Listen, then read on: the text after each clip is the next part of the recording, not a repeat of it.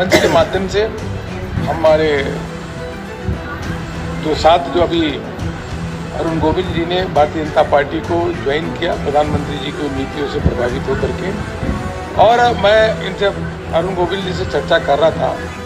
उन्होंने कहा कि जिस प्रकार से पश्चिम बंगाल में भी ममता बनर्जी जी ने राम के नाम का अपमान किया, आपको भी बहुत धक्का लगा।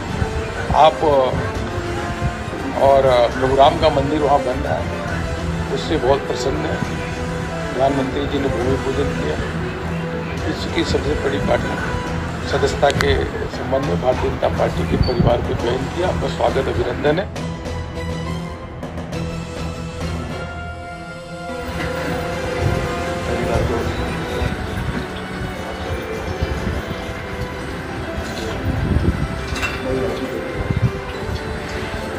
मेरा मानना यह है कि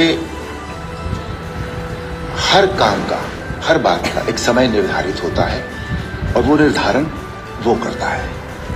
आपके प्रश्न का पूरा उत्तर यही है। लेकिन कई बार कुछ परिस्थितियां इस तरह से बनती हैं जिसे हम कहते हैं कि काल, समय और परिस्थिति, उसके अनुसार जो व्यक्ति अपना कर्तव्य करता है उसी को उस व्यक्ति का धर्म कहा जाता है। धर्म हिंदू, मुसलमान, सिख, ईसाई नहीं होता, ये संप्रदाय है। धर्म वही होता है कि इस समय, इस काल परिस्थिति समय में हमारा क्या कर्तव्य है, यही हमारा धर्म है। जहां तक राजनीति का प्रश्न है, राजनीति की परिभाषा पहले कुछ और हुआ करती थी भारतीय जनता पार्टी के आने से पहले। मेरे हिसाब से राजनीति को मैं बहुत स्टेटस की चीज नहीं मानता था। मैं सॉरी, मैं जो कह रहा हूँ सर दिल से कह रहा हूँ बिल्कुल, कि मुझे बहुत नहीं समझ में आती थी ये बात। लेकिन जब से श्री नरेंद्र मोदी ने वो उनका नेतृत्व मिला है और उन्होंने इस देश को संभाला है, जब से तब से जो परिभाषाएं बदली हैं राजनेताओं की, राजनीतिक पार्टियों की, उनके आचार विचार, उनके कर्मों की, उनकी सोच की, उनके प्रेजेंटेशन की, उनके प्रोजेक्शन की, उससे ये सारी परिभाषाएं बदल गई। तो इसलिए अब वो बात जो पहले थोड़ी ऐसे लगती थी अब ऐसे लगती है। तो ये है राजनीति अब। और मैं जिसे अगर सभी सही शब्दों में पहले राजनीति कहा जाता था वो मुझे आती नहीं है। मैं आपको सच बताऊं, मैं एक बहुत स्ट्रेट लाइन चलने वाला इंसान हूं।